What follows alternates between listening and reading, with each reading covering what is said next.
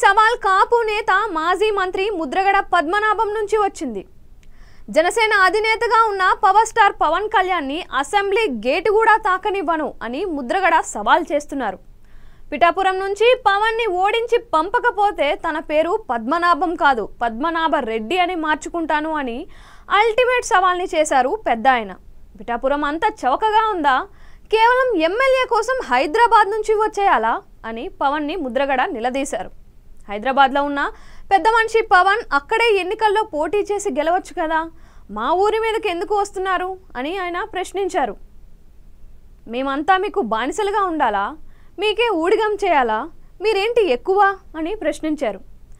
ఏ విషయం మీద సరైన రాజకీయ అవగాహన లేని పవన్ చంద్రబాబు పల్లకి మోస్తూ తనని తిట్టడం ఏంటి అని ప్రశ్నించారు.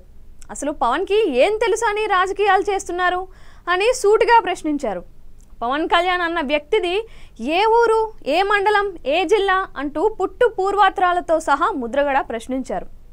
తనను నానా మాటలు అంటున్న పవన్ కాపు ఉద్యమ సమయంలో చంద్రబాబు నానా హింస తన కుటుంబాన్ని పెడుతుంటే ఎక్కడ ఉన్నారు అని ముద్రగడ నిలదీశారు.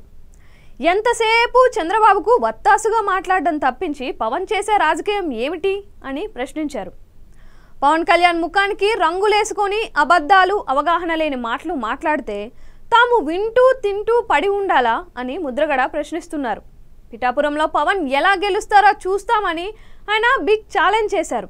తనను చవట దద్దమ్మ అంటున్న పవన్ కాపుల కోసం ఏనాడైనా రోడ్డెక్కారా అని ముద్రగడ ప్రశ్నించారు.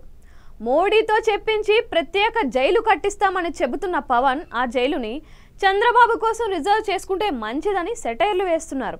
జగన్ తాను కాపు రిజర్వేషన్లు ఇవ్వను అన్నారు కాబట్టి నోరు మూసుకొని కూర్చున్నారు అని ఆయన హాట్ కామెంట్స్ చేశారు.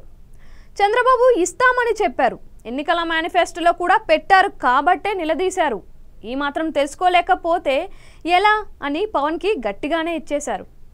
వైసీపీ ఎమ్మెల్యేల మీద నిందలు వేస్తున్నారని, గంజాయి బ్లేడ్ బ్యాచ్ అని జక్కంపూడి రాజాను అంటున్నారని, నిజానికి ఆ బ్యాచ్కి నాయకత్వం వహించి ఉన్నది పవన్ కళ్యాణే, ఆయనకు అన్ని విషయాల మీద అవగాహన ఉందేమో అని ఎద్దేవా చేశారు.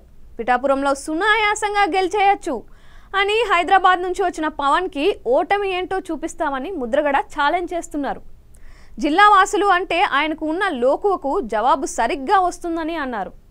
రాజకీయాలు పిల్లలాట కాదని తెలుసుకోవాలని అన్నారు. ఎమ్మెల్యే పదవి కోసం ఇంత దూరం రావాలా పవన్ అని విమర్శించారు.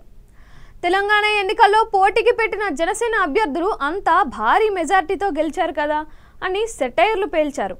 ఎన్నికల అనంతరం జనసేన అంతర్ధానం అవడం ఖాయమన్నారు. అసలు సినిమా నటులు ప్రజల కష్టాలను ఎప్పుడైనా తీర్చారా అని ఆయన ప్రశ్నించారు. ఏపీ కష్టాల మీద, ప్రత్యేక హోదా మీద, పోలవరం మీద, స్టీల్ ప్లాంట్ ప్రైవేటీకరణ మీద కనీసం ఎప్పుడూ మాట్లాడని చిరంజీవి ఇప్పుడు కూటమికి ఓటేయమని వీడియోలు రిలీజ్ చేస్తే జనాలు పట్టించుకుంటారా అని ప్రశ్నించారు. మొత్తానికి చూస్తే ముద్రగడ తన పేరుని మార్చుకుంటానని అన్నారు. అది కూడా పద్మనాభ రెడ్డిగా అని చెబుతున్నారు. అది ఎప్పుడు అంటే పవన్ని పిఠాపురంలో ఓడించలేనప్పుడు అని కూడా క్లారిటీ ఇచ్చారు. మొత్తానికి చూస్తే పవన్ని ఓడించాలని భారీ స్కెచ్తోనే ముద్రగడ ఉన్నారని అర్థమవుతుంది. ఇంతకీ జూన్ 4 తర్వాత ముద్రగడను పద్మనాభం అని పిలవాలా లేక పద్మనాభ రెడ్డి అని పిలవాలా? Wait and see.